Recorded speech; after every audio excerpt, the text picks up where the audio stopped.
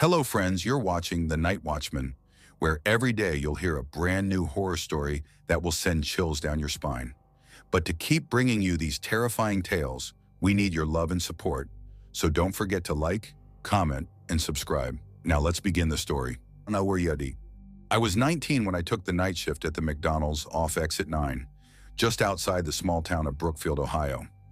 Back then, I didn't think much about the extra 50 cents an hour. It just felt like survival. My mom had been laid off from the textile plant that spring, and my stepdad, Jerry, spent more time drinking than working. I was the only one bringing in a steady paycheck, and I'd convinced myself that working nights was better.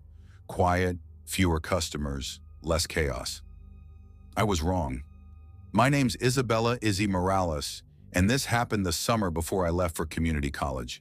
It's been nearly 10 years, but even now I can't hear a drive-through speaker crackle without feeling that cold rush of fear crawl up my spine. McDonald's sat on a lonely patch of asphalt between a shuttered Family Dollar and a car wash that hadn't operated since 2014. Across the street was nothing but an empty lot full of waist-high weeds and a line of pines that swallowed the light. After 9 p.m., the world out there just disappeared into black. We were a small night crew. Sharon, our manager, a 40-something single mom who chain-smoked between orders. Eli, the fry guy who never stopped humming country songs, and Maya, a high school senior saving for her first car. I started every evening the same way. Clock in, hair tied back, headset on. Sharon would bark the usual, "Izzy, make sure you count your drawer," and I'd nod, half asleep already. By 10:30, things slowed to a crawl. The dining room closed at 10, and only the occasional trucker or delivery driver came through. That night, June 28, 2016, I remember thinking how still it was. Even the hum of the refrigerators felt louder. I leaned against the counter, sipping stale Dr. Pepper, waiting for another car. Then the drive-through speaker hissed to life. "Welcome to McDonald's," I said. "Go ahead when you're ready." Silence. Static popped, then faded. I tried again. "McDonald's, can I take your order?" And then a voice, low, almost polite. "Isabella?" I froze. Nobody called me that. At work, I was Izzy. My name tag said Izzy M. "Who's this?" I asked, trying to sound casual. "You sound older," the man said. "Older than in your pictures." A chill spread down my arms. My first thought was a prank. Maybe Eli or someone screwing with me. But the voice wasn't familiar. It was flat. Calm. Too calm. "I think you've got the wrong person," I said, pressing the button again. "No," he said softly. "I've been looking for you." Something about the way he said it, so matter-of-fact, made my stomach knot. I glanced out the side window toward the drive-through lane. The menu board camera feed showed no car, just empty asphalt. "Sir, if you're not ordering, I'll have to—" "Your hair's darker now," he interrupted. "Does your mother still live on Maple Drive?" I dropped the headset. "Eli," I called out. "Are you on the headset?" He shook his head, confused. "Someone's messing with me," I said. But even as the words left my mouth, I didn't believe them. The voice knew my name, my street. Sharon came over, cigarette still between her fingers. "What's going on?" "Someone's on the speaker, knows who I am." She frowned, grabbed the second headset, and pressed the button. "This is the manager. If you're not ordering, I'm calling the police." Silence. Then the faintest whisper. "Too late." The speaker cut out. Sharon checked the lot through the window. No one there. "Probably some punk parked across the street," she said. "Ignore it." But I couldn't. Every minute that passed felt heavier, like the air had thickened. When my shift ended at midnight, Eli offered to walk me out. I parked on the side of the building, near the dumpster, under the one flickering light. The second I stepped outside, I noticed a dark Chevy Impala idling across the lot, headlights off. "Eli," I whispered, nodding toward it. He squinted. "Probably waiting on somebody." "Then why's he staring this way?" The Impala's engine rumbled low. I fumbled my keys. Eli laughed it off and got in his car. "Text me when you're home, Izzy," he said, pulling out. As soon as he left, the Impala's headlights flicked on. I froze. The car rolled forward, slow and deliberate, then stopped directly behind me, blocking my exit. My pulse thudded in my ears. I couldn't see the driver, just a shadow behind tinted glass. I called Sharon. No answer. I tried Eli. Straight to voicemail. Then the driver turned on the high beams, flooding my rear-view mirror with white light. I couldn't see anything. My hands shook as I threw the car into reverse, only to remember I couldn't move. He was still behind me. Panic took over. I opened the door, sprinted back inside, slammed the employee door, and locked it. Sharon jumped. What happened? There's someone outside, I panted. He blocked my car in. She led me to the back office where the camera feeds were. We watched as the Impala idled. A moment later, the driver's door opened. A tall man stepped out, wearing a gray hoodie, hood up. He held something, maybe a phone. He lifted it, aimed it toward my car, and took pictures. Oh my God, I whispered. Sharon grabbed the phone and dialed 911. The moment she said the word police, the man froze, then turned, walked calmly to his car, and sped off, tires squealing. By the time the cruiser arrived 15 minutes later, he was gone. No plate on the car, not even a temporary tag. The officers, Deputy Tanner and Mills, took my statement. Any idea who it could be? Tanner asked. No, I don't recognize the voice. But he knew my street. They exchanged a look. We'll keep an eye out, Tanner said, but his tone told me not to expect much. Sharon insisted on walking me to my car after they left. Call me if you see him again, she said. I nodded, but I didn't go home right away. I drove through town twice, checking mirrors every block. When I finally parked in front of our duplex, I sat in the car for 10 minutes before going inside. Mom was asleep on the couch. The TV still played infomercials. I didn't wake her. I went straight to my room, locked the door, and sat by the window, staring at the street until sunrise. By Thursday, I'd almost convinced myself it was over. Some freak incident, a random stranger. Sharon scheduled me again for nights. I didn't argue. I needed the hours. It was 11:17 p.m. when it happened again. Sharon was in the back office counting drawers, Eli cleaning fryers. I was wiping the front counter. The bell over the door chimed. I looked up. A man in a gray hoodie walked in, head down. Something in my chest went still. The air felt colder. He didn't go to the counter, just stood by the drink station. We're closed to dine in, I said, voice trembling. He didn't move. Then in that same low, steady tone, you look good tonight, Isabella. My hand went numb. The rag fell to the floor. Sharon, I called, louder this time. The man turned slightly, enough for me to see his face under the hood. Pale, unshaven, eyes dark and hollow, like he hadn't slept in weeks. I stumbled back. Sir, you need to leave. He smiled faintly. Then, without another word, he walked out the door and disappeared into the parking lot. Sharon came running. I told her everything. We locked the doors and didn't reopen for anyone. For the next week, I switched to morning shifts. My mom didn't ask why, and I didn't tell her. Every sound outside made me flinch. Every car that slowed near our house made my heart race. Then one night, around 1 a.m., I got home from a late movie with Maya. A white envelope was taped to our front screen door. Inside was a photo, my car in the McDonald's parking lot. On the back, written in red ink, H.I. My knees gave out. I screamed for my mom. She called 911. Deputy Tanner came again. Same tired look. No return address, no fingerprints, he said. Could be someone from school messing around. But I knew that wasn't it. I quit McDonald's the next day. The following week, Sharon called. You won't believe this, she said. We caught a guy snooping around the dumpsters last night. Same car, no plates. Ran off before the cops came. I never found out who he was. The police never did either. But some nights when I can't sleep, I still think about that voice on the headset. The way he said my name like he'd been practicing it. I live in Columbus now. New job, new apartment. I don't tell people this story much. It sounds like a bad dream. But every once in a while, I'll stop at a drive-thru after work, and the intercom will hiss before the employee speaks. And for a split second, I'll hear that voice again. Calm, steady, too familiar. You sound older now. And I'll glance into the darkness behind my car, wondering if he ever stopped watching, or if I just moved too far for him to follow. Either way, I still lock my door twice. Story 2. I never thought flipping burgers at midnight would change my life. I'm not saying that for effect. I mean it. My name's Evan Rhodes, and back in the fall of 2018, I was 22, broke, and trying to figure out what the hell to do with my life. I just moved back to my hometown of Brookhaven, Illinois, after dropping out of Southern State University. I'd been studying communications, though honestly, I didn't know what that meant or what I wanted to do with it. My mom kept saying, "At least get a job, Evan."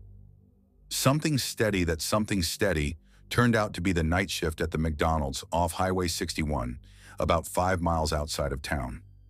It sat by itself, one of those roadside locations that mostly serve truckers, graveyard shift workers, and the occasional drunk college kid. Across the highway was a boarded-up gas station and an abandoned car wash that hadn't run since I was in high school. The first time I pulled into the lot, I remember thinking how quiet everything felt. Not peaceful quiet, empty quiet. Like the world had stopped a few hours before I got there, and I was late to something, but I needed the money. Rent wasn't cheap, even splitting it with my roommate Lucas. My manager Tom hired me on the spot. "Night shift's not for everyone," he said, sliding a paper schedule across the counter. "Most folks can't handle being alone that long. But it's easy work. Keep the place clean, take drive-through orders, and prep breakfast before morning crew comes in." Easy money, I thought. The first few weeks were fine. I'd clock in around 10:50 p.m., refill sauces, wipe down tables, check the fryer oil, and listen to podcasts to pass the time. Most nights we got maybe 6 customers total. I actually liked the silence. It gave me space to think, or at least not think about how much of a screw-up I felt like.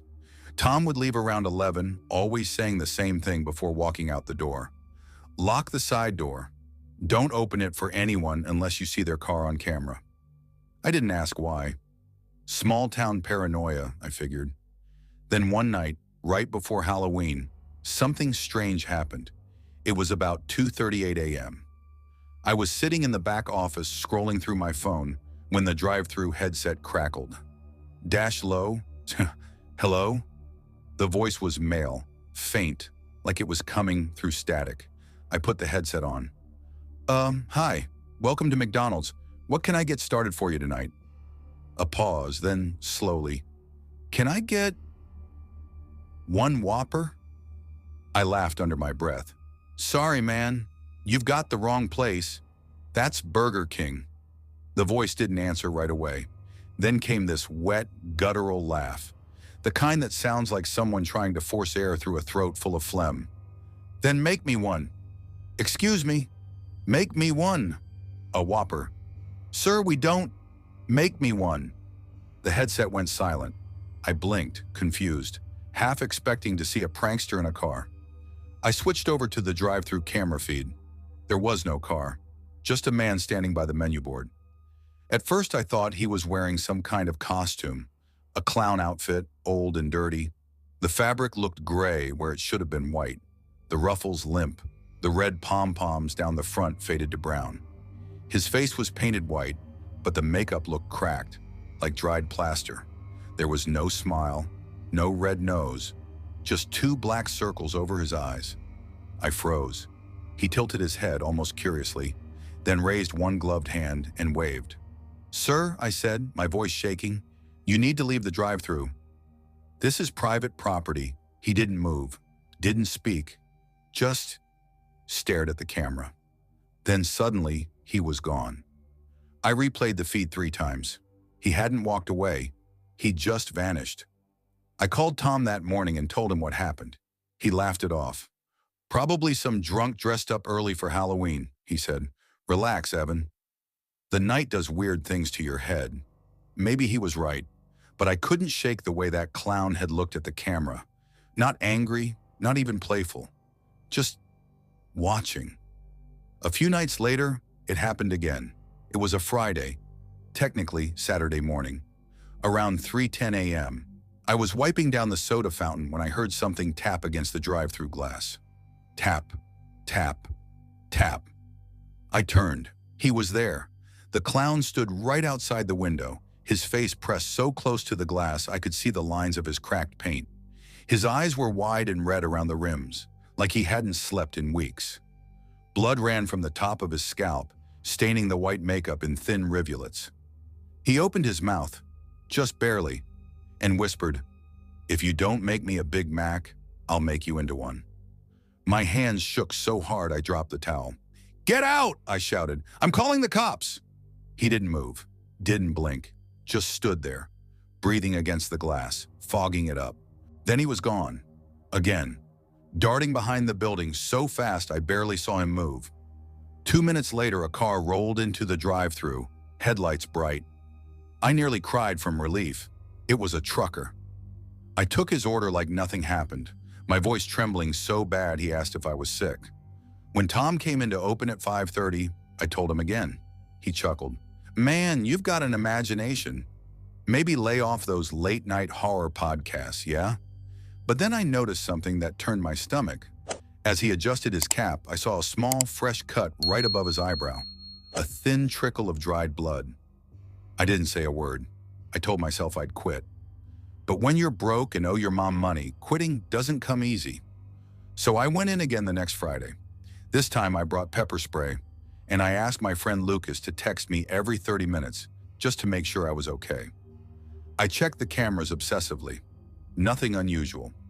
Midnight passed. 1 a.m., 2 a.m. Silence.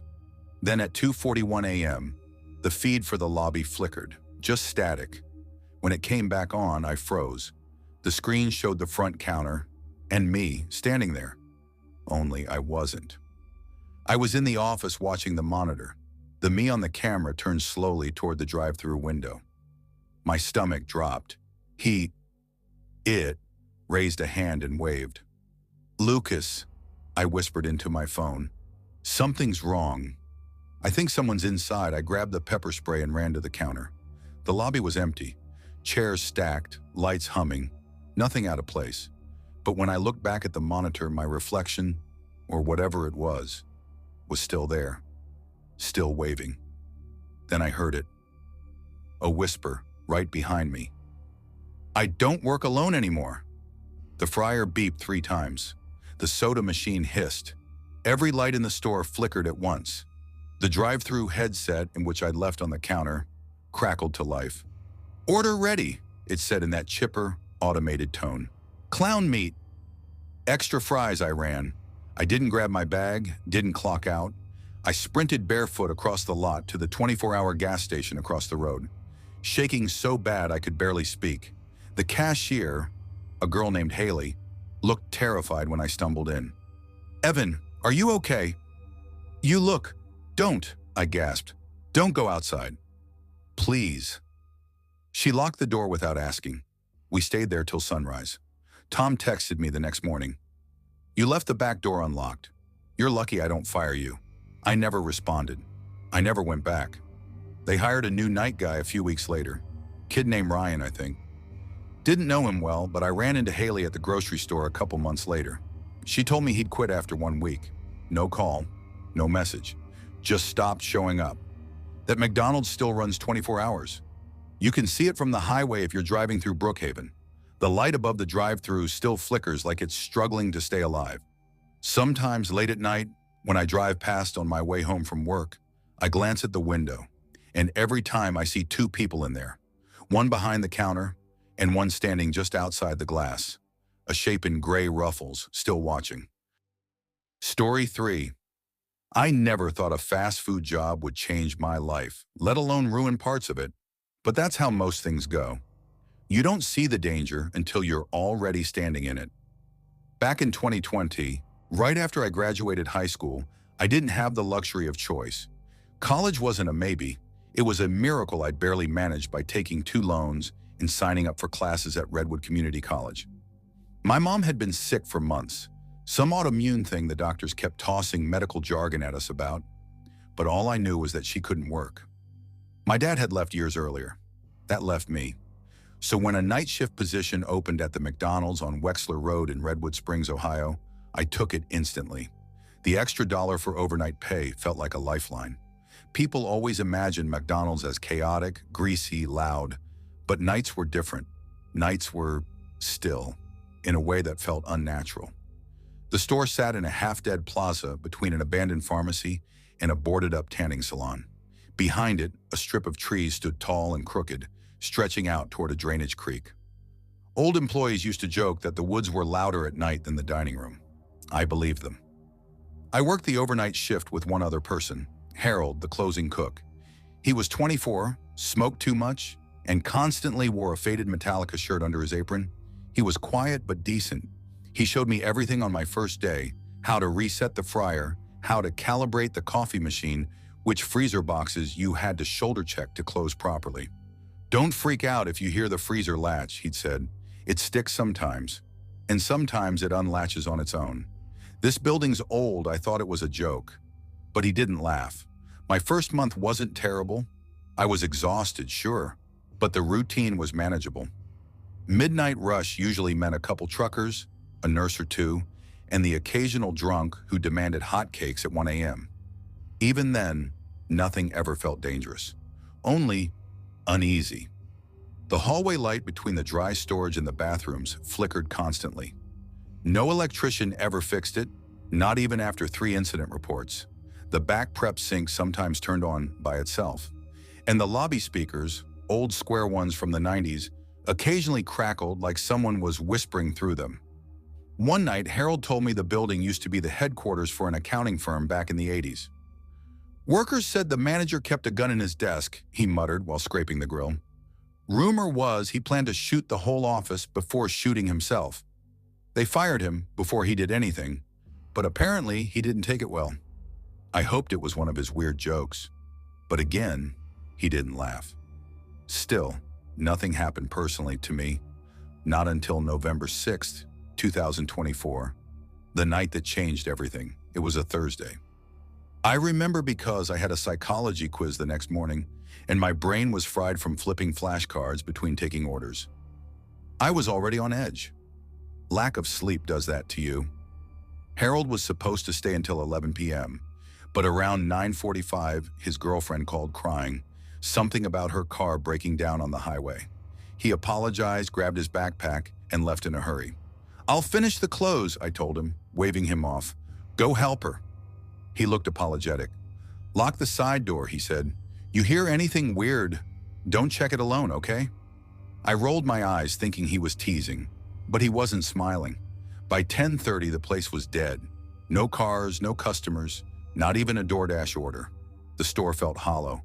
I wiped the counters, restocked sauces, sanitized the drink station, and kept glancing at my phone. I texted my boyfriend Eli. "Bored. Come keep me alive. Bring Oreos." He replied instantly. "Bet." 20 minutes. That eased me a little. Eli had this way of making everything feel normal. But by 11:10, he still wasn't there. I checked the cameras above the drive-thru screen. 4 feeds, black and white, low resolution. The front lot was empty. The back delivery lane was empty. Nothing but static and grain. Then something moved on camera 2, the one facing the lobby doors. A tall shadow passed quickly, like someone walking from left to right. I froze. No car had pulled up, no footsteps, no chime, nothing. My heart thumped against my ribs. I leaned closer, squinting. The figure had been tall, much taller than Eli, and the movement wasn't natural. It was too smooth, like a glide. My stomach dropped cold. "Eli," I whispered, even though the lobby was empty. I crouched behind the front counter, smirking nervously to myself. Maybe he was messing with me. Eli loved scaring me. The door chime dinged. I waited. 5 seconds. 10. 15. No footsteps. No breathing. No door closing again. I slowly rose above the counter. The lobby was empty. Dead still. The door was shut. I stepped out, voice shaking. "Eli." "Seriously, don't do that." Silence. Cold, heavy silence. I checked the bathroom hallway. Nothing. I checked the storage hallway. Nothing. Then, a metallic crash echoed from behind the building, loud enough to reverberate through the floor. I jumped, heart slamming painfully. It came from the dumpster area, and against every rational thought, I ran outside. The November air cut against my face. I rounded the corner toward the dumpsters. A dented stainless steel trash bin laid flat on the concrete, its metal twisted like something had fallen on it from above. I looked up at the roof. Nothing. Just then, "Mara!" I spun. Eli was sprinting toward me from the parking lot, breathless, eyes wide with terror. "Did you see that?" he panted. "See what?" Someone jumped from the roof. Right here. I swear to God." They dropped straight down, my skin prickled. "There's no one else here," I whispered. "I was out here." No one landed. "I'm telling you, I saw it." His voice cracked. Tall, wearing black. It didn't land right. Like it shouldn't have survived. I didn't know how to respond. The trash bin was crushed, but I didn't want to believe what it meant. "Come inside," I said softly. "Please." Eli stayed close behind me as we re-entered the lobby. I locked the doors immediately. "Why's the kitchen light on?" he asked. I frowned. "It's on motion sensor. It shouldn't activate unless someone's in there." Eli's face paled. "Mara, I swear when we walked in, I thought I saw someone go into the kitchen. A man, tall, wearing something dark." My heart thudded painfully. We walked toward the kitchen together, my fingers tight around the master key. The kitchen door was swinging, slow, back and forth. I pushed it open. Empty. Completely empty. Maybe the sensor glitched. Maybe the air system kicked on. Maybe... The fryer roared to life. Oil bubbled violently, the temperature light spiking upward. "I didn't turn anything on," I whispered. The control panel refused to respond, no matter how many buttons I pressed. Eli grabbed my arm. "We're getting out of here." But before we could leave, the lights flickered. Once, twice. On the third flicker, in that half-second of darkness, a tall figure stood in the doorway between dry storage and the grill, shoulders slouched, head tilted slightly, face unseen. Watching us. When the lights came back, it vanished. I screamed. Eli grabbed the keys, dragged me to the exit, and we practically threw ourselves into his car. My hands trembled violently as he reversed. "Go!" I begged. "Just go!" But as the car rolled past the front windows, I saw it. In the upper left panel of glass, a silhouette, motionless, eyes glowing a faint, unnatural white, staring at me. I whimpered, curling into my seat. Eli didn't say a single word the entire drive. Neither did I. I didn't sleep that night. I couldn't. Every time I closed my eyes, I saw the eyes. The white, glowing reflection that felt too intelligent to be a glitch or illusion. The next morning, I told the manager that the fryer malfunctioned and triggered the safety system. I didn't mention the figure. I didn't mention the lights. I didn't mention the roof. But that night, lying awake, I researched the plaza. Before it became a McDonald's. Before the pharmacy opened. Back in 1988, the building was the headquarters for Greystone Mutual Accounting. 3 suicides. One manager who repeatedly complained that someone kept watching him from the storage hallway at night, and a rumor the police never confirmed. The manager had been found sitting upright in a chair the morning after his death, as if someone had moved him. For 3 weeks after that, Eli refused to let me work nights alone. He picked me up at closing every shift. He waited inside with me until my replacement arrived. But on December 2nd, I made the mistake of leaving early to get study time. At 9:50 p.m., I drove past McDonald's. And in the back booth, the one Eli and I always sat in, someone was sitting there. Tall, still, staring at me through the window, white eyes glowing faintly. I punched the gas so hard my tires squealed. When I finally reached home, I locked every door, every window, turned on every light. I never went back to that McDonald's. I transferred campuses, moved out of Redwood Springs a month later. But sometimes, and when I pass a fast food sign at night, I feel watched, not by a person, not by a ghost, by something that lost its humanity long before I was born and is still looking for someone to notice it. Story 4. I used to think working nights at McDonald's was just boring. Lonely maybe, but never dangerous.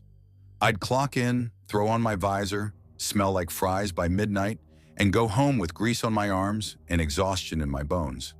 It was just routine, safe, predictable. But that was before the night on Hollow Creek Road. Before I realized that sometimes the scariest things don't happen in the dark. They walk right up to your window smiling. My name's Emily Carter, and this happened 3 years ago, in the fall of 2021. I was 23, living in Warrenton, Kentucky, a small, washed-out town about an hour south of Louisville. It wasn't much. A Walmart, 3 churches, a handful of gas stations, and our 24-hour McDonald's sitting at the edge of a half-abandoned strip mall. I'd started there when I was 19, back when my dad was still alive. He used to come by on weekends just to order a coffee and joke with my coworkers. He'd always say, work's work. It don't matter where you start as long as you keep showing up. But when he passed from a sudden heart attack 2 years later, I stopped showing up for a lot of things. College, friends, plans for the future. McDonald's was all I had left that made sense. It wasn't glamorous, but it was stable. I worked nights because they paid a little more, and because fewer people meant fewer questions. Nights were quiet, peaceful even. Most shifts were just me, Tasha, our fry cook and unofficial mom figure, and Derek, our teenage closer who could fall asleep standing up. That night, October 14th, 2021, started like any other. I got in around 10:45 p.m. The sky was clear, cold, and empty except for the buzzing fluorescent glow of the golden arches reflecting off the wet pavement. Long night ahead, Tasha said, sipping her Diet Coke behind the counter. She was in her mid-30s, wore her blonde hair up in a messy bun, and could flip a basket of nuggets like it was second nature. "When's it not?" I laughed, tying my apron. "You good, though?" she asked, lowering her voice. "You look tired." "I'm fine," I lied. Truth was, I hadn't been sleeping. The night shifts had messed up my rhythm. Even when I got home, the quiet felt wrong, like something waiting just outside my door. By 12:15 a.m., business had died down. Derek was mopping the lobby, earbuds in. Tasha was prepping breakfast trays for the morning crew. I was manning the drive-through window, headset on, zoning out to the hum of the fryers and the faint country music playing on the kitchen radio. Then I heard it, that beep-beep of a car pulling up to the speaker box. I blinked, grabbed the mic. "Welcome to McDonald's. Go ahead with your order." At first silence, then a crackle. "Hey there." The voice was low, male, calm, too calm. Hi," I said, forcing my customer service tone. "What can I get for you tonight?" Another pause, then, "Can I get just a small coffee?" Simple enough, I punched it in. "One small coffee. That'll be $1.49 at the first window." But the voice didn't answer. I waited. Nothing. I leaned toward the window, craning my neck to see the lane. That's when I spotted it, a faded blue Ford Taurus, maybe from the early 2000s, idling by the speaker. Only its headlights were on. The driver's silhouette was just a dark shape. "Sir?" I asked again through the mic.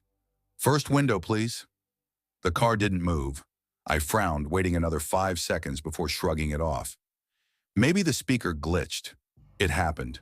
I turned to grab the mop bucket from Derek when the camera monitor flickered. The Ford was suddenly there, right outside the pay window. "Whoa," I muttered. Guess he figured it out. When I slid open the window, a gust of cold air hit me. The man inside was off. He looked maybe late 30s, early 40s. Unshaven, hollow eyes, pale skin like he hadn't seen sunlight in weeks. He smiled, slow and uneven. "You're new," he said. "Not really, ma," I replied, trying to stay polite. "Been here a while." He tilted his head. "Nah, I'd remember you," my stomach nodded. "That'll be $1.49. He dug around in his jacket pocket, pulling out a crumpled dollar and a handful of coins. His fingers trembled as he counted, eyes never leaving me. "Nice night, huh?" he said. "Sure," I muttered. I just wanted to shut the window. When I handed him his coffee, his hand brushed mine, just enough to feel the roughness of his skin. I pulled back instantly. "Careful," he said softly. "Hot." Then he drove off, slow, disappearing down Hollow Creek Road. I exhaled, shaking it off. Weird guys weren't new to night shifts, but something about the way he stared, it stuck. An hour later, while I was restocking cups, the drive-thru beeped again. "Welcome to McDonald's," I said. Static. Then that same voice. "Forgot my coffee." My hand froze. "Excuse me?" I think you gave me the wrong one, he said. It's cold. It just came out of the pot, I said cautiously. Maybe it cooled off? A long pause. I'll come in. That's when my chest tightened. The lobby had been locked since 8 p.m. No one was supposed to come in. Sir, the dining room's closed, I said quickly. Drive-through only. Silence. Then through the side window by the fryer station, I saw movement, a figure walking past. Tasha, I whispered. She looked up, eyebrows knitting. What's wrong? Someone's outside. Before I could explain, the front door chimed. That door should have been locked. Derek's mop clattered to the floor. We all turned. The man from the tourist stood there in the lobby, his hand tucked in his coat pocket, the same cracked smile. Hey, he said softly. I told you, I wanted to come in. Sir, you can't be in here, I said firmly. The dining room's closed. He took a step forward. You got no idea how long I've been waiting to see you again. I froze. Excuse me. You think I didn't notice? He went on, voice trembling between anger and obsession. Every night I drive by, you're always here, always smiling for everyone else but me. My throat went dry. Tasha whispered, Emily, get behind the counter. He reached into his pocket. My body stiffened. I got something to show you, he said. Don't, Tasha said sharply. You need to leave now. His eyes darted toward her. I'm not talking to you, he snapped, voice cracking. She knows me.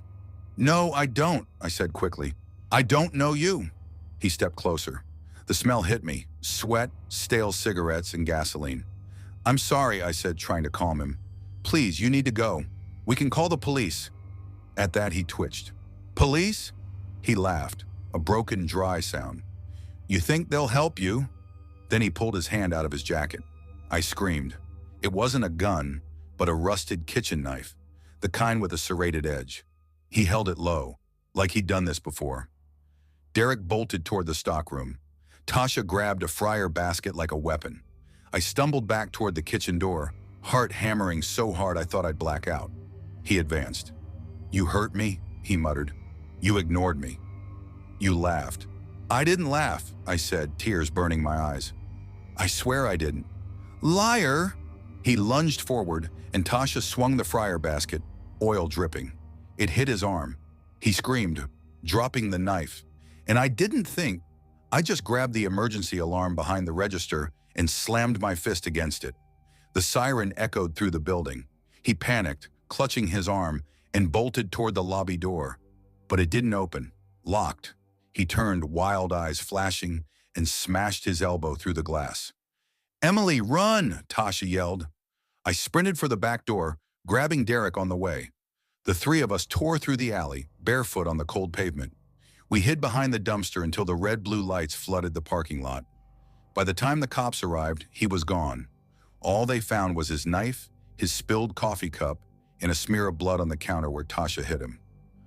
Turns out his name was Robert Lane, 41, arrest record in 3 states. He'd been reported for stalking a waitress 2 years earlier in Tennessee.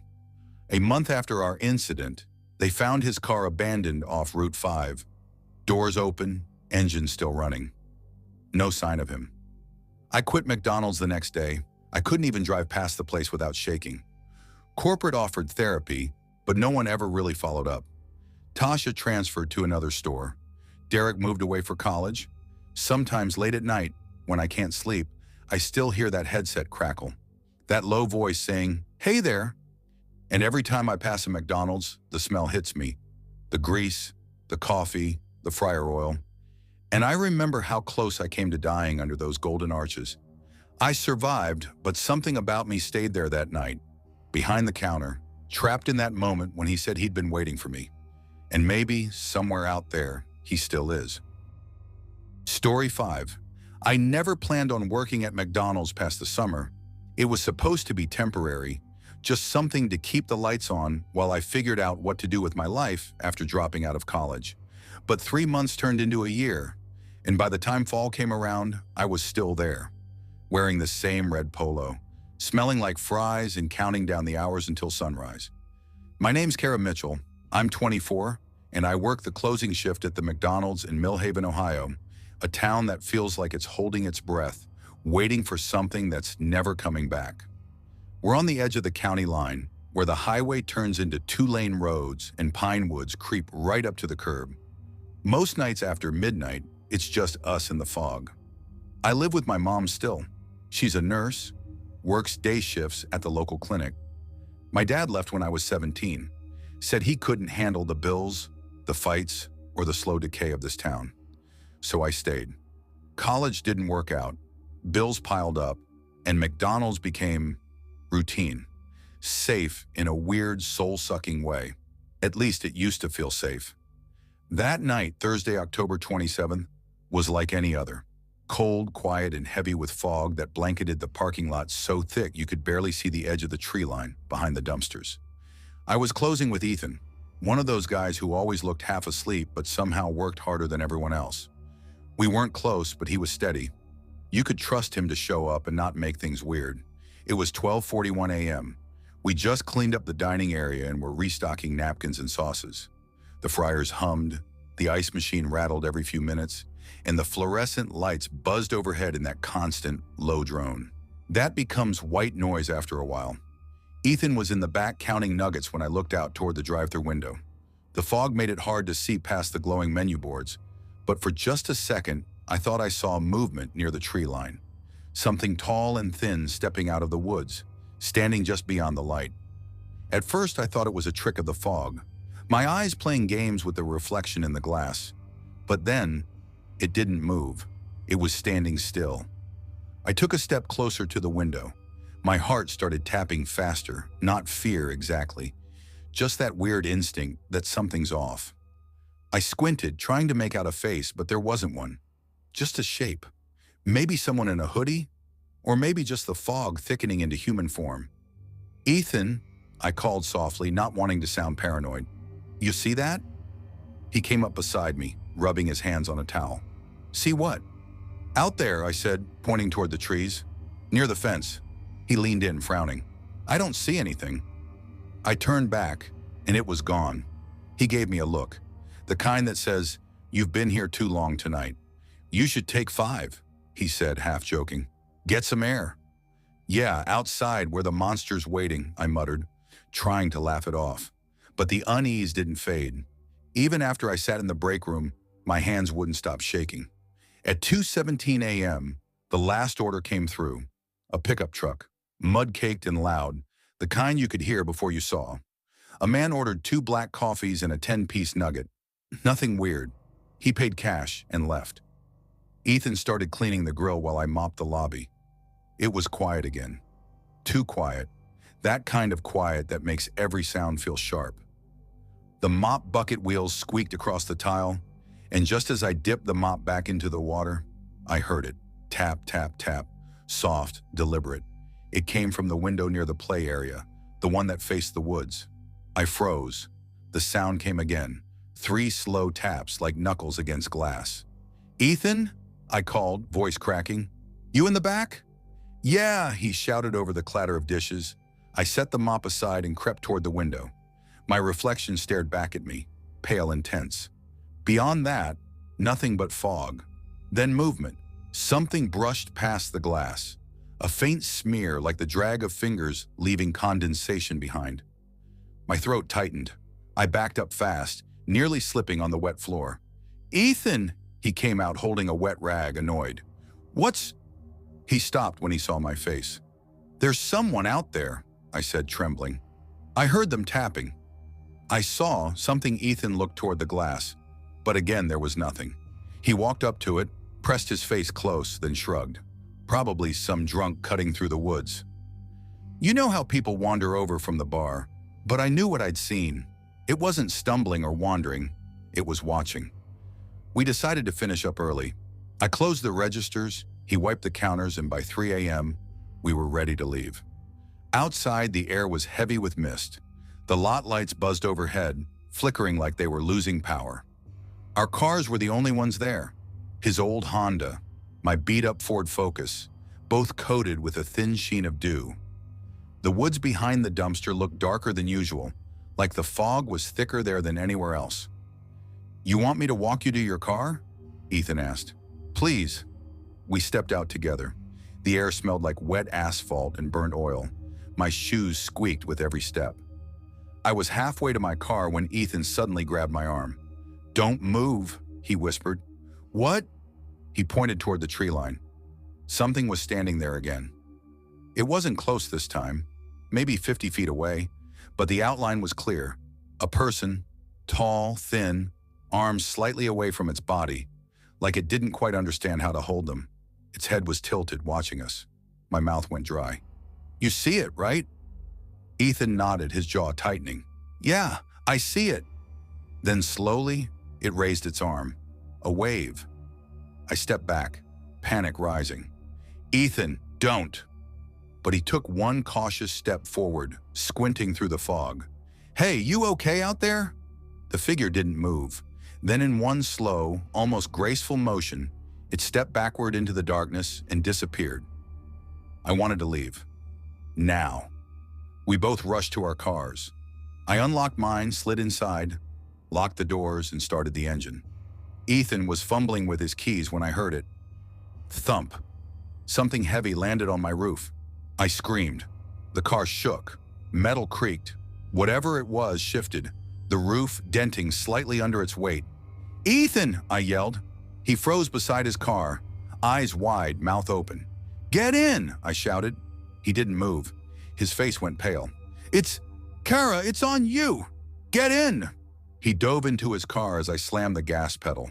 Tires squealed, smoke rose, and I tore out of that parking lot like my life depended on it. Because maybe it did.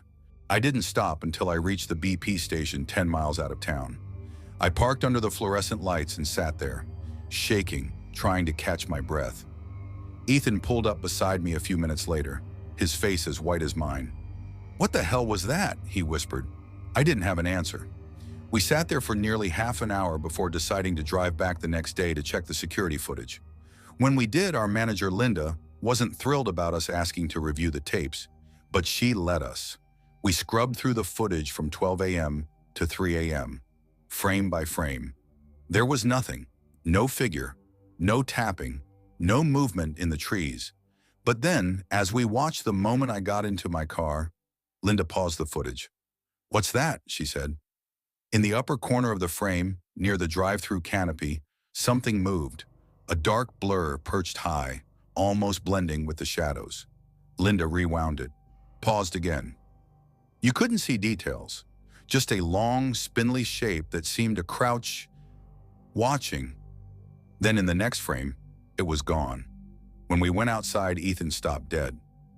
On the roof of my car, deep scratches, 4 parallel gouges cutting across the metal from windshield to trunk, and wedged beneath my wiper blade, folded and soaked from the night dew, was a piece of paper. 2 words written in smudged, uneven ink. "Still watching." I quit that week. Ethan, too. Linda laughed when we told her why. Said it was probably kids messing with us. But kids don't move like that. They don't leave claw marks like that. Sometimes when I drive past that McDonald's on my way home from my new job, I glance at the tree line out of habit. The fog still settles there at night, thick and low. And sometimes, just sometimes, I swear I see movement, like something's waiting for me to come back. Story 6, I never thought much about after-school routines. You just do them without thinking. Same route, same jokes, same people. That's how it was for me during my junior year at Brookhaven High. Small town, small life. The kind of place where the biggest thing to happen all year was when the new Dollar General opened. My name's Eli Warner, and back then, I lived about a 20-minute walk from school. I wasn't into sports, didn't have a car, and didn't really fit with the popular crowd. But I had my guys, Caleb, Marcus, Riley, and Dean. And for us, every weekday ended the same way. A walk to the McDonald's on Ridgeway Road. That McDonald's was a dump, to be honest. The parking lot was full of cracks. The sign out front flickered every other letter, and the inside always smelled like burnt grease and damp mop water. The ice cream machine was never working, but it was still our place. A little escape from the noise of home, from parents fighting, from the heavy silence of being 16 and not knowing who you are yet. We'd get out of school at 2:25 p.m., sharp, head down the sloped hill past the baseball field, cross the train tracks, and by 2:40, we'd be at the McDonald's. We'd crowd into one of the corner booths, same one every time, the one under the flickering light that made your fries look orange, and waste the rest of the afternoon laughing about nothing. It sounds harmless, but that's how it always starts. That particular day, the day everything changed, was a Thursday in March, early spring, but still cold enough that our breath came out in little clouds. The sidewalks were wet from a morning drizzle, and the air smelled like rain and car exhaust. I remember it because it was one of the first times in weeks I'd actually felt good. I'd just passed my history test. My mom wasn't yelling at my dad for once, and I had $12 in my wallet. For me, that was gold. I planned to splurge on a McFlurry and a 10-piece nugget. Caleb had his vape pen. He was always sneaking it in his hoodie like it made him invincible. Marcus was already high from lunch break, like always. Riley had his camera filming random nonsense for his vlog that no one watched but all of us pretended to. Dean was the quiet one. He didn't smoke or film or do anything dumb, but he was loyal and we liked having him around. We walked that same route talking about how Mrs. Jeffries probably drank hand sanitizer, or how we should skip tomorrow and hit the skate park. Just dumb teenage chatter. The McDonald's came into view as we turned onto Ridgeway, big yellow arches half lit, the drive-through backed up with cars, a few people eating inside. Same as always, except for one thing. There was a man sitting outside on one of the metal benches near the front doors. He wasn't dressed homeless, not exactly, but something about him looked wrong. His clothes were stained with grease, his hair long and stringy, like it hadn't been washed in weeks. His face was pale except for a raw redness around his nose and cheeks, and he had this vacant look, like he was there but not really there. He was holding a cold cup of coffee, just staring at it. I didn't say anything, but I noticed Caleb glance at him too. "Yo, that dude's been here before," he muttered. "I saw him like last week when me and Riley came here after practice." "Probably just waiting for someone," Marcus said. "Or one of those weirdos that hang out here all day." I shrugged it off. We pushed inside, the warm, greasy air hitting us like a blanket. The workers behind the counter looked beat. Two girls in red polos and a tired-looking guy in the back flipping burgers. We ordered our usual junk. I got my nuggets and McFlurry, Caleb ordered fries and a McChicken, Marcus grabbed 2 cheeseburgers, and Riley tried to use the kiosk, which froze halfway through, making him curse loud enough that the cashier rolled her eyes. We sat down in our corner booth, same as always. The man outside stayed where he was, unmoving. I figured he'd leave soon. He didn't. About 15 minutes later, we were in the middle of laughing about something stupid Caleb said when Dean's eyes flicked toward the window. "Yo," he said quietly. "He's inside now." I turned and there he was. The man from outside. He'd come in and was standing just inside the door, eyes scanning the room. He wasn't holding anything. No food, no drink, just standing. The employees noticed too. The girl behind the counter whispered something to the guy working the register, who stiffened. None of them said anything to the man. Eventually, he walked up to the counter. His steps were uneven, slow, like his legs didn't remember how to walk right. He leaned on the counter and said something we couldn't hear. The cashier, a tall kid named Ethan, shook his head. The man spoke again, louder this time. But still, Ethan just said something short and stepped back toward the fryer area. The man laughed. But it wasn't the kind of laugh people make when they're amused. It was high-pitched, strained, like a sound that didn't fit a human throat. Caleb whispered, "What the hell's going on?" Then, as if he'd heard us, the man turned his head. His eyes met ours. I'll never forget that look. There wasn't anger, not even sadness, just this flat emptiness, like someone had unplugged the humanity out of him. He started walking toward us. "Y'all boys got too much noise in here," he said. His voice was gravelly, dry, like he'd swallowed smoke. "You think it's funny?" Laughing like that? We froze. Marcus tried to lighten it up. "Nah, man, we're just hanging out." "All good." The man tilted his head.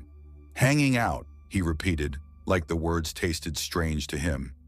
"You come here often?" "Sometimes," I said. "After school?" I used to work here. His tone changed. Not proud, not bitter, just matter of fact. Oh yeah, Caleb said, smirking. What did you do? The man stepped closer, close enough that I could smell him. A mix of sweat, old grease, and something metallic, like rust or blood. I ran the kitchen, he said. Kept it clean. Back when people respected this place, he looked around the lobby like he didn't recognize it anymore. Before they ruined it. Who? Dean asked quietly. Them. He gestured toward the counter, toward the workers pretending to be busy. They fired me. Said I wasn't fit. But I didn't leave a silence dropped over the booth. Even the fryers sounded quiet. Caleb forced a laugh. Hey, that's rough, man. You still, come here a lot? The man's eyes narrowed. I work here. No, I mean... Caleb started, but I kicked him under the table. Sorry, I said quickly. Didn't mean to be rude. The man's mouth twitched into something that could have been a smile, but his eyes stayed dead. You're good, kid, he said finally, tapping the table with his knuckles.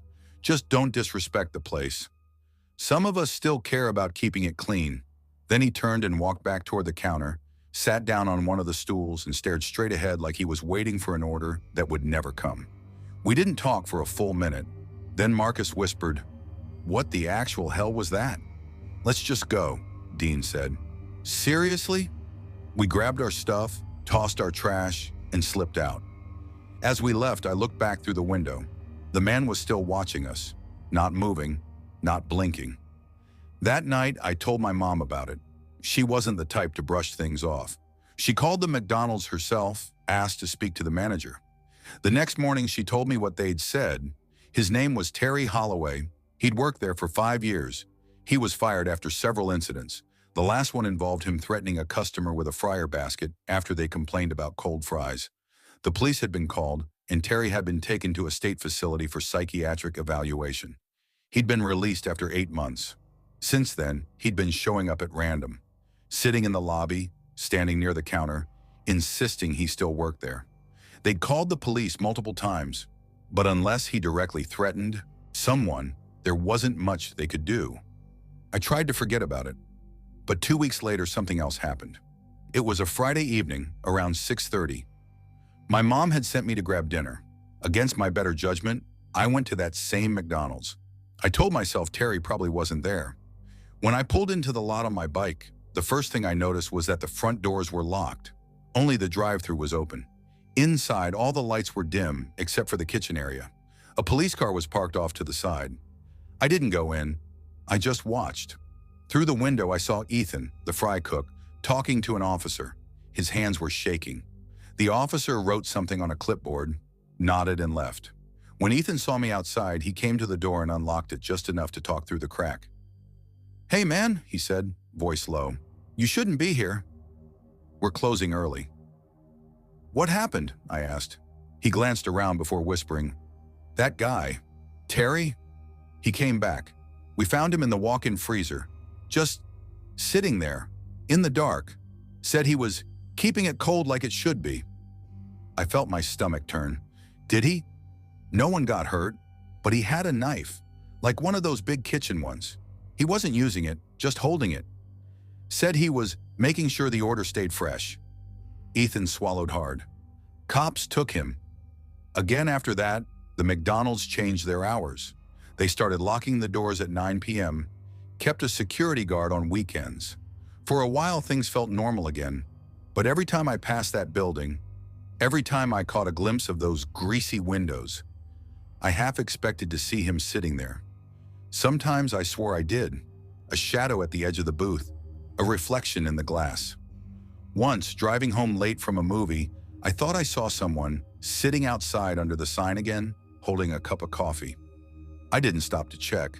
I'm older now, 23, living 2 towns over, working at a grocery store. I don't hang with those guys much anymore. Marcus moved to Arizona, Caleb's in community college. Riley joined the Marines, and Dean, he passed away last year in a car wreck. But sometimes when I drive through Brookhaven, I take the long way. Past Ridgeway Road, past that McDonald's, it's still there. They remodeled it a little. New paint, digital menu boards, a brighter sign. But I can't look at it without feeling that same unease. Because real fear doesn't always come from monsters or ghosts. Sometimes it's just a person who doesn't fit in the world anymore. Someone the system forgot, who slipped through the cracks and wandered back into the places they once belonged. I hope Terry got the help he needed. I really do. But I also know that if I ever saw him again, those empty eyes, that flat, distant stare, I'd feel that same chill crawl down my spine. Because fear doesn't need violence to be real. Sometimes it's enough to sit across from it and realize that the world you live in isn't as solid as you thought, and that one wrong look could make it all crumble. Story 7. I never imagined a job at McDonald's would end up changing how I felt inside my own home. Before that winter, life was steady, tiring, sure, but stable in its own small way. I'm Alyssa Green, 28 years old and a single mom to a 6-year-old boy named Evan. We lived in a modest duplex on Briarwood Drive just outside of Lansing, Michigan, the kind of street where porch lights stayed on a little too long and the air always smelled faintly of wood smoke. In the cold months, families waved to each other in passing, but didn't linger. Everyone kept to their routines. My days revolved around Evan, packing lunches, preschool drop-offs, bedtime stories, and my nights belonged to the McDonald's on Westfield Avenue near the interstate. It wasn't the nicest location. The neon sign flickered more often than it worked, and the lot behind the store was half swallowed by overgrown weeds and cracked pavement. But I needed the paycheck. The night shift paid $1 more an hour, and those extra dollars meant groceries, heat, or gas for the week. I took pride in small things, keeping my uniform spotless, remembering regulars' orders, helping the new hires adjust. I'd been working nights there for almost a year, and by then I'd grown used to the strange rhythm of the place. The hum of fryers, the buzz of fluorescent lights, the sound of the drive-through headset cutting in and out. Midnight had a way of slowing everything down until it felt like time itself was tired. There were usually 3 of us on the night crew. Tina, our shift manager, who was tough but kind. Once you earned her respect, Miguel the cook, quiet and reliable, and me stuck at the front counter or drive-through window, depending on who called in sick. But that night, the night everything changed, Tina had gone home early with a migraine, and it was just me and Miguel. It was late January, a Friday. Snow was falling in light sheets outside, sticking to the windows and muting the sound of the cars on the highway. The store felt unusually still. We hadn't had a customer in almost an hour, and I remember sitting by the front counter, scrolling through my phone, when Miguel called out from the kitchen. "You hear that?" I looked up. "Hear what?" He frowned. "Sounded like knocking from the back." I listened, holding my breath, but all I heard was the low rumble of the freezer motor. "Probably the wind," I said, forcing a laugh. "That door's been rattling all week." He didn't look convinced, but went back to cleaning the grill. Around midnight, I did my usual bathroom check and trash run. I hated going behind the building. It was always darker than it should have been, that single security light flickering uselessly above the dumpsters. The snow crunched beneath my shoes and my breath came out in long clouds. I kept telling myself, "Just hurry up, Alyssa. 5 minutes and you're back in the warmth." As I lifted one of the trash lids, something clanged behind me, loud, like metal striking pavement. I spun around, my heart leaping into my throat. The alley was empty, just the dumpsters, the snow, and the dim orange glow from the far-off streetlight. "Hello," I called out, instantly regretting it. No answer.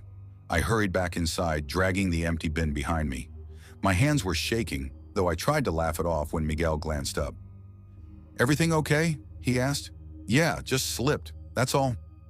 But the truth was, something about that sound stuck in my chest. I couldn't shake it. By 1 a.m., Miguel went on his break, heading out to his car in the lot to make a quick phone call. I stayed up front, wiping counters and humming to fill the silence. The snow had gotten heavier by then, blanketing the parking lot in white. That's when I noticed movement through the glass doors. Someone was standing outside.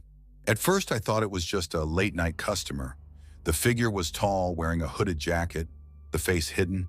I stepped closer, ready to unlock the door, then stopped. Something was wrong.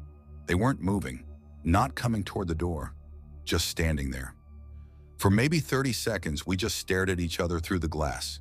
Then the figure slowly raised a hand and pointed. Not at me, past me. toward the back of the restaurant. I spun around, confused, but the dining area was empty. When I turned back, the figure was gone. I ran to the door, pressing my face against the glass, scanning the lot. Nothing. Just falling snow and the faint glow of headlights far down the road. Miguel came back a few minutes later, brushing snow off his jacket. "There was someone out there," I blurted out, "standing right by the doors." They pointed at the back. He frowned, walking to the front windows. "You sure?" "I'm sure," I said, my voice trembling. "They were just watching." He grabbed the flashlight we kept near the register and went to check the perimeter, but I couldn't bring myself to go with him. I watched from inside as he circled the building, the beam of light cutting through the snow. When he came back in, his face was pale. "There's footprints," he said quietly. "They go around to the back." And then, he paused. "They stop at the basement door." Our store had a small basement, mostly for old supplies in the breaker box. Hardly anyone ever went down there. We called our district manager, who told us to lock up early and head home. I didn't need convincing. Miguel offered to follow me in his car to make sure I got back safe. When I finally pulled into my driveway, every light in the duplex was dark except for the soft glow from Evan's nightlight upstairs. I checked on him, his small body curled up under the dinosaur blanket, and felt my chest unclench just a little. After changing into pajamas, I sat in bed with my phone. I texted Miguel. "You get home, okay?" He replied. "Yeah, but be careful, okay?" "Something about tonight feels off." That was the last message I got from him. The next morning, I found out Miguel never made it home. His car was found abandoned 2 blocks from the McDonald's, engine still running, door open, snow piling on the seat. No footprints, no sign of him. Police swarmed the restaurant that day, asking questions I didn't have answers to. They checked the security footage, but half of it was missing. The cameras around the back entrance had glitched out sometime between midnight and 1 a.m. The exact window of when Miguel disappeared. I couldn't stop thinking about that figure in the snow, the way they pointed, the way they didn't move. That night, I barely slept. Every creak of the house made me sit upright. I kept my car keys on the nightstand, something a co-worker, Lisa, had once told me to do. "Hit the panic button if anything feels off," she'd said. "It's louder than any alarm." I thought about that as I lay there, watching the shadows shift on my ceiling. Around 2:30 a.m., I heard it, a faint scraping sound coming from the shared wall between my bedroom and my neighbor's. It was slow, rhythmic, like nails dragging along drywall. I froze, gripping the blanket tight around me. It stopped for a few seconds. Then, thud, a heavy, deliberate knock from inside the wall. I shot up, heart hammering. Evan was asleep down the hall. I couldn't risk waking him or scaring him. I grabbed my phone and crept to his room, whispering, "It's okay, baby. Just stay asleep." The knocking came again, louder this time. I pressed my ear to the wall. "Hello?" I whispered before realizing how insane that was. Another thud, closer now, like whoever, or whatever, was inside the wall was moving toward my side. That's when my phone buzzed. A text. "Unknown number. Check your back door." My hands went numb. I stared at the screen, breathing shallow. Then I hit the panic button on my key fob. The sound blared through the cold night air outside, my car horn echoing off the quiet street. I grabbed Evan and bolted downstairs, flicking on every light. The living room looked normal. The kitchen, too. I turned toward the sliding glass door that led to the backyard. There was a handprint on the glass, a wet, smeared print, like someone had pressed their palm against it and dragged it downward. Within minutes, police arrived. They searched the property, checked the locks, walked the perimeter. Nothing. No footprints in the snow this time. No signs of forced entry. But they did tell me something that made my blood run cold. They'd just come from the McDonald's. The back basement door, the one Miguel had mentioned, was found wide open. And inside they found something written on the concrete wall in black spray paint. "She saw me." I moved out 2 weeks later. Evan and I stayed with my sister in Ann Arbor for a while, trying to piece life back together. They never found Miguel, or whoever left that message. The case went cold fast, like so many others. Even now, years later, I can't shake the feeling that whatever happened that night wasn't random, that the person outside the restaurant the one who pointed toward the back, wasn't just warning us. They were choosing us. Sometimes I still wake up at 2:30 a.m., certain I hear that same slow scrape through the wall. I'll reach for my keys, thumb over the panic button, waiting for it to stop. I still work nights. Different town, different restaurant. But I keep my phone charged, my lights bright, and my instincts sharp, because I learned something during those endless winter nights. The real horror isn't what happens at work. It's what follows you home.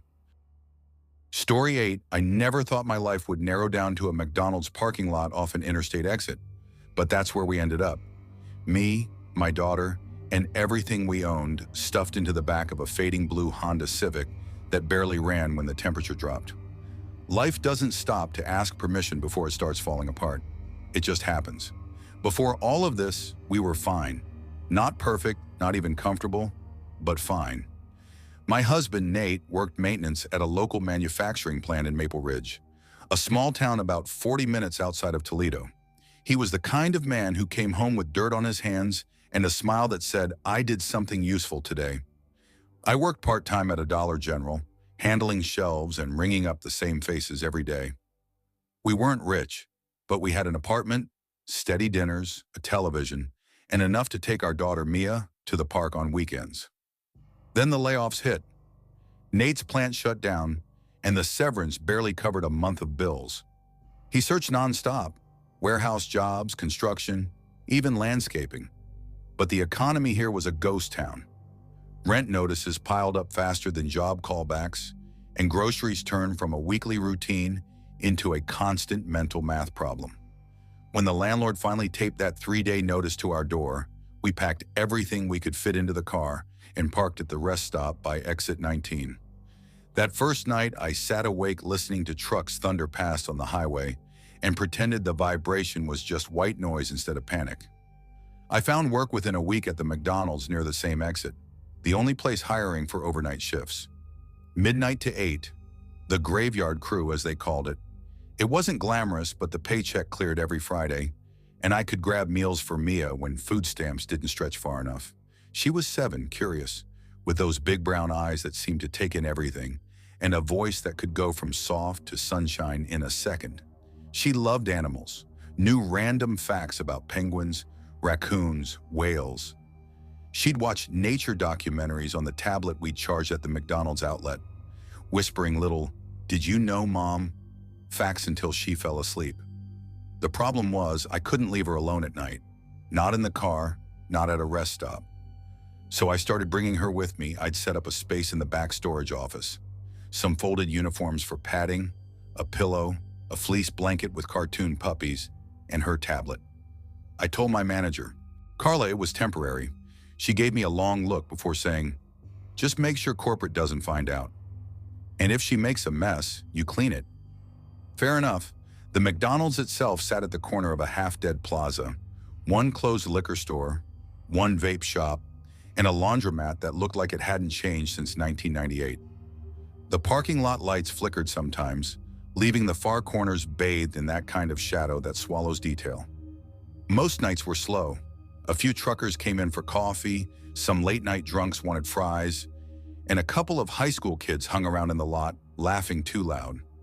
Mia would color quietly or play games, and I'd bring her a small Coke and fries halfway through my shift.